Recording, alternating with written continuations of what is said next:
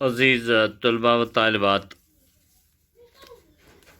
جیسے کہ آپ جانتے ہیں کہ آج ہم پنڈت جواہر لال نہرو، ان کا ایک مشہور مضمون، ایک یادگار وصیت پر بات کرنے سے پہلے ہم پنڈت جواہر لال نہرو کے حالات و زندگی، ادبی خدمات یا طرز تحریر پر بات کرنے کی کوشش کریں گے۔ عزیز طلباء و طالبات، جیسے کہ آپ جانتے ہیں کہ پنڈت جواہر لال نہرو کشمیری برہمن تھے۔ 1890 عیسوی میں آپ پیدا ہوئے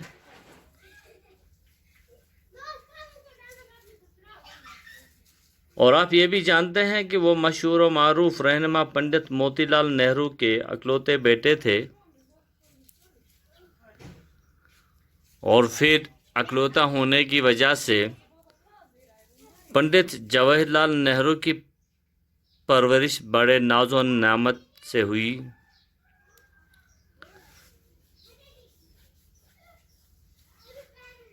آپ بہت ہی ذہین اور لیاقت مند تھے۔ ابتدائی تعلیم کے بعد آپ کو اعلیٰ تعلیم حاصل کرنے کے لیے انگلستان بھیجا گیا اور وہاں کے شہر آفاق سکول، لندن اور کیمبرج کالج میں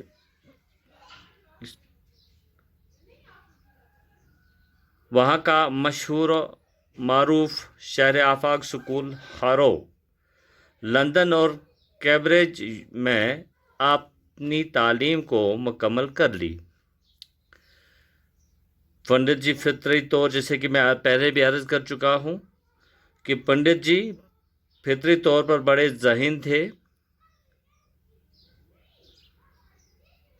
اور پھر تعلیم کے دوران اساتذہ ان کی ذہانت اور لیاقت کی تعریف کرتے تھے، اور آپ نے لندن سے بیرسٹری پاس کر کے واپس جب ہندوستان آئے اور یہاں پہ وکالت شروع کر لی۔ وکالت شروع کرنے کے بعد آپ جلدی ہی مہاتما گاندھی کے کہنے پر پنڈت جی نے پریکٹس کرنے کے بجائے کانگریس میں شامل ہو کر ہندوستان کی آزادی کی جدوجہد میں حصہ لینے کا فیصلہ کیا، اور آپ یعنی کہ پنڈت جواہر لال نہرو انڈین نیشنل کانگریس کے ممبر بن گئے،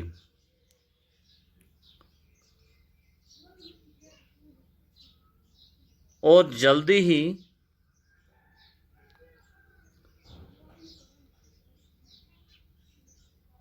اپنی قابلیت اور محنت سے کانگریس میں اہم مقام حاصل کر لیا۔ اس طرح وہ ہندوستان کے ایک بڑے رہنما اور سیاسی لیڈر بن گئے۔ 1928 عیسوی میں 40 سال کی عمر میں پہلی بار آپ کو آل انڈیا نیشنل کانگریس کے صدر چنا گیا۔ آپ ہی کی زیر قیادت مکمل آزادی کی قرارداد جو ہے وہ منظور کی گئی، اور بالآخر 1947 عیسوی میں ملک آزاد ہونے پر آپ ہندوستان کے پہلے وزیر اعظم بنے۔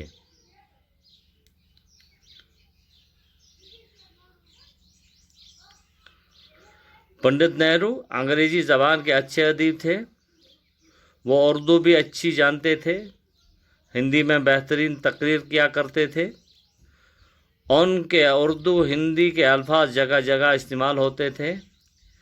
پنڈت جی نہرو کے وفات کے بعد 1964 عیسوی کو ہوئی ان کے سوگ میں دنیا کے بڑے بڑے لیڈران جو ہے وہ شامل ہو گئے، کیونکہ جہاں ادبی طرز تحریر کا سوال ہے पहले अर्ज कर चुका हूँ, पंडित जवाहरलाल नेहरू एक सियासी रहनुमा और मुकर्रिर होने के साथ साथ अदीबी थे। उनका बेशतर अदबी सरमाया जो है वो अंग्रेज़ी में है, और आज भी हमारे सामने अंग्रेज़ी ज़बान में मौजूद है। पंडित जवाहरलाल नेहरू उर्दू भी अच्छी खासी जानते थे। तहरीर हिंदी के अल्फाज भी उनकी तहरीरों में या उनकी उर्दू तहरीरों में हिंदी के अल्फाज भी पाए जाते हैं। आपने अपनी ज़िंदगी में चंद किताबें तसनीफ़ की। दुनिया की बहुत सी ज़बानों में उन किताबों का तर्जुमा किया। आपकी अपनी आप बीती तो दुनिया भर में मशहूर है। आपका तर्ज तहरीर नहायत सादा आम फहम है। आसान और रोज़मर्रा के अल्फाज का इस्तेमाल करके अपने मकसद को दूसरों तक पहुंचाने में कामयाब होते हैं, और फिर यही बात तहरीर में कई हिंदी अल्फाज का भी इस्तेमाल किया करते थे। अज़ीज़ तलबा व तालिबात, मुख्तसरन सा तारुफ।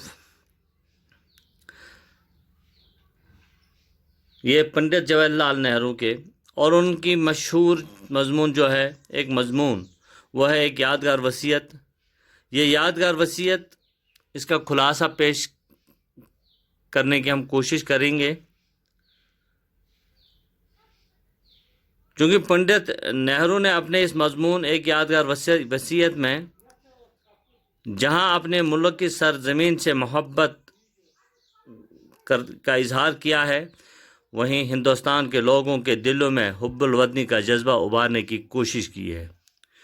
वह इस बात का एतराफ़ करते हैं कि हिंदुस्तान के लोग इनसे बहुत प्यार करते हैं। वह इस मोहब्बत का जवाब लोगों की खिदमत करके देना चाहते थे। लिखते हैं कि मेरी कामयाबी मेरे साथियों की बदौलत हुई। वो इस बात की तलकीन करते हैं कि मेरी वफ़ात के बाद मेरी भी मजहबी रसूमात अदा न की जाए। मैं ऐसी बातों से इत्फाक नहीं रखता। अगर मेरी मौत मुल्क से बाहर हो तो मेरी लाश वहीं जलाकर राख इलाहाबाद लाई जाए, जहाँ से मुट्ठी भर राख दरियाई गंगा में बहा दी जाए, क्योंकि मुझे दरियाई गंगा से लगाव है। हिंदुस्तान की तारीख़ का इसके साथ एक गहरा ताल्लुक़ है। ये दरिया हमारी तहजीब की निशानी है। मैंने बचपन से आज तक इसके कई रंग और रूप देखे हैं।